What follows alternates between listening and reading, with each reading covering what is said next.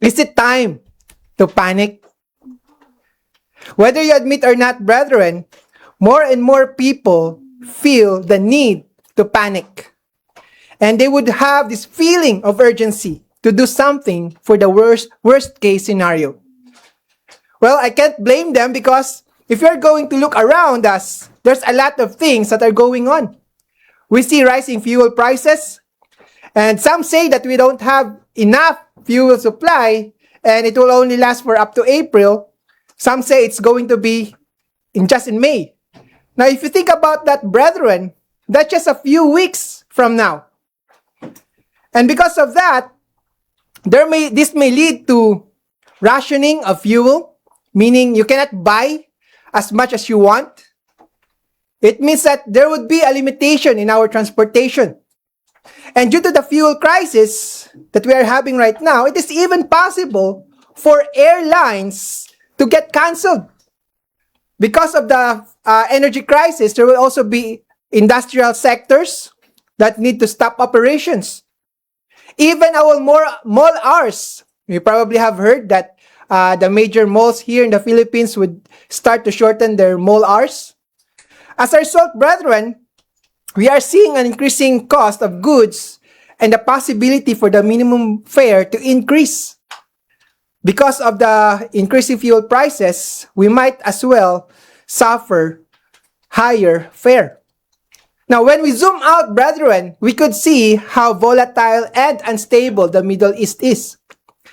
So, people are becoming restless. There's an uncertainty in the air that most people could now notice. Because of that, brethren, some are already reacting. Some are panic buying, hoarding supplies, and stocking more than they need. And when you see all these things happening all around you, a quiet feeling starts to develop inside. You begin to question, what if things get worse? That's why, brethren, I'm asking you the question, when you look at the situation that we are having today, is it time to panic? Or what are the things that we should do instead? So, the first thing that we need to ask, brethren, is why do people panic? Okay, why do they feel this way? One thing that you need to understand about panic is that it doesn't happen immediately. It starts small. It starts with one thought, one headline, or even one possibility. From there, it grows. That small worry that you have becomes an anxiety. Then, anxiety turns to fear. And fear turns into panic. It begins with just one simple thought. That's why, brethren, if you are not able to control your thoughts, if you're not able to know where to focus your thoughts, it would be easy for us to end up panicking and making choices that we might regret in the future. This is the main reason, brethren, that today I want to invite you to focus into this one important verse that were mentioned by our Messiah. Let's go to Matthew 6:34, brethren. This is actually my focus Bible verse today. Matthew 6:34. I want to explore this verse and how it applies to us today. In Matthew 6:34, it says, "Therefore, do not worry about tomorrow, for tomorrow will worry about its own things. Sufficient for the day is its own trouble." That when Yeshua is saying that you do not worry, it means that people tend to worry. Right? When you see all these things, it's kind of like, human nature. It does the opposite to what the Bible says. When the Bible says, do not worry, we worry. And when you look around us, brethren, okay, in a world addicted to planning, to forecasting, and fearing what might go wrong, these words feel almost unusual. Can you just imagine, brethren? As people see fuel prices going up, there are many war in many parts of the world. People are starving, suffering, and some are dying, and suddenly you appear, you say, "Oh, do not worry." What would their reaction be? I could just imagine, brethren, that they would say, "Are you crazy? Do not worry. Can't you see that we are dying? There's a lot of war going on. There's a lot of things. What if there's no food anymore? What if I lose my job? What if there's no more fuel? What if there's so many what if?" And you are telling me, do not worry? So this is very important, brethren, because so many people today worry about their lives. But thankfully, we are not part of the world. We are called into a higher way of living. And that includes knowing what we must do. So, the first thing that we need to do here, brethren, is that in Matthew 6:34, we need to understand what it says and what it doesn't say. Okay? The first thing is that Yeshua is not denying that life is trouble-free. In fact, the reason that he is saying that you should not worry, because he knows that there's a lot of things in this world that's going to make you worry. In fact, he says in other parts of the Gospels that he says, in this world, you will have trouble, both today and tomorrow. Yeshua is being honest here, brethren. He confirms life is hard. But that doesn't mean that you should worry. But here's the most important part of this verse, brethren. In verse 34, there's a boundary that Yeshua is drawing. He is putting a boundary between today and tomorrow. Okay?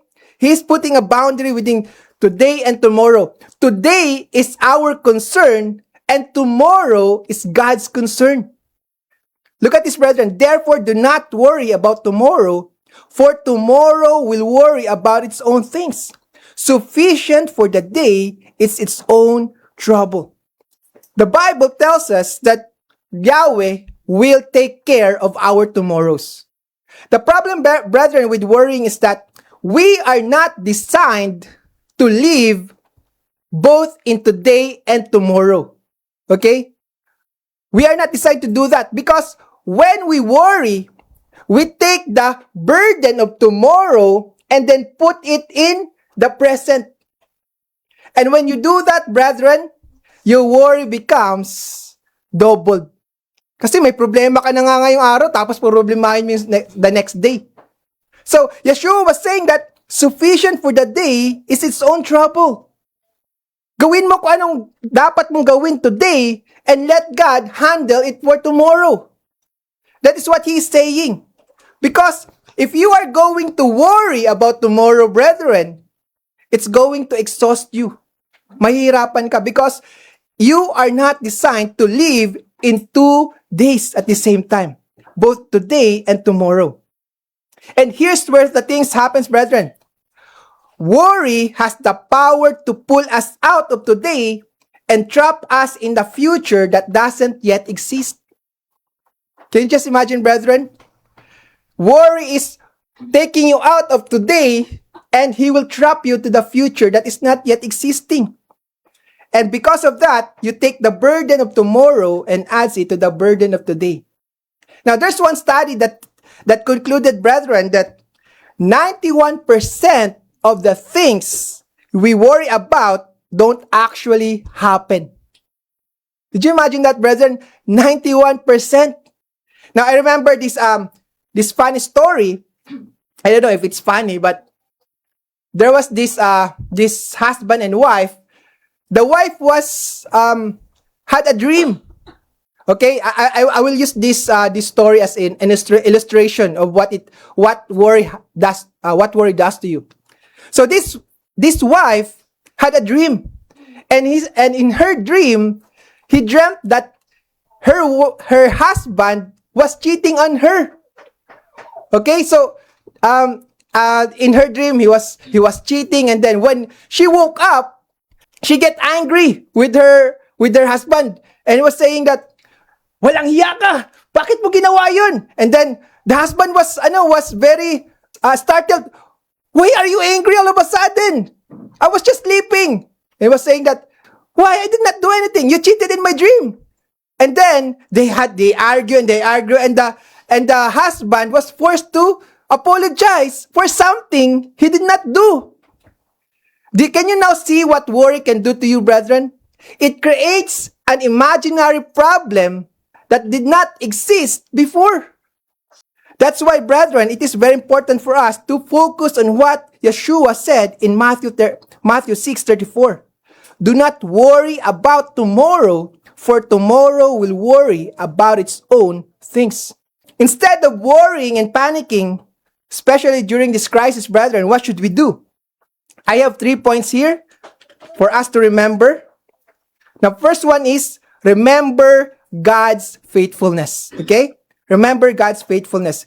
If you're going to look into the core of the message of verse 34, it is actually about trusting Yahweh. You see, worry has the ability to make us forget about God's faithfulness. You see, brethren, the more you worry, the more you forget about how God has provided your needs in the past. We imagine worst-case scenarios so vividly in our mind that we forgot about how God provided us in the past. So because of this, brethren, God reminds us that Yahweh is the God who gives us daily manna. Like in the wilderness, brethren, God did not fail in providing the needs of the Israelites. He always gives them manna. And when He knows that it's Friday, okay, He gives them double portion. In the same way, brethren, wala pang problema, God has already given us the provision. Remember that. He always provides our needs. And number 2, plan with God. This is very important, brethren. Plan with God. You see, brethren, not worrying does not mean we should not plan anymore. Okay? We should plan, but we should plan with God, not plan with fear. Now, there's a difference, brethren. You see, planning with fear is relying on yourself. But planning with God is relying on Yahweh. When you plan with fear, your question is, what if everything goes wrong? Natatakot ka, what if everything goes wrong? But when you plan with God, your question is, God is in control. What is my part? Fear-based planning asks, what if I lose everything? God-based planning asks, what does God expect me to do? Simply do what you can and let God do the rest. And finally, brethren, number 3, take practical steps. Okay? Should we prepare? Yes. Should we be wise? Yes. Should we panic? Of course, no. Okay? Because panic removes God from the equation. So, what should we do, brethren? Let me just give you some practical steps here. Number 1 is review your monthly expenses. Okay? Identify the wants and needs. Delay non-essential purchases. Okay? Saka na muna yung mga wants natin. New phone, saka na. New car, saka na. New house, saka na. Baka kung hindi natin kaya, wag nating pilitin. Okay? It doesn't mean that if you have the money, it doesn't mean that you should buy it. Okay? Build a modest emergency supply. Okay? Focus on essentials. Probably rice, canned goods, water, basic medicine. And there's a difference between hoarding and preparing your supplies. Okay? Hoarding is saying, I need more than everyone else. But preparing is, I will prepare enough and trust God for the rest. Okay? And the next is, avoid risky financial decisions during uncertain times. And then, plan for transportation. This is very important because we are using fuel. Combine trips to save fuel. Okay? Consider carpooling and alternative transport. And prepare simpler meals. Okay? Saka na yung masyadong magarbo. And then, don't believe everything you see or read on the internet or on TV. You know why? Because most of this news is sensationalized and exaggerated to make their headline more viral. Okay? So there's a lot of things that I can share to you, but right now, I just want to encourage you to take practical steps and plan ahead, not in panic, but in the peace that we can get from Yahweh. So I encourage everyone to pray and let Matthew 6 verse 34 and the rest of the scripture shape your hearts and minds. Hello friends, I need your help. If this is not too much to ask, please like, comment, and subscribe to our channel. This should only take 5 seconds of your time, but this simple gesture would help me reach more people and share the Word of God with the rest of the world. You have the power to make a difference in people's lives.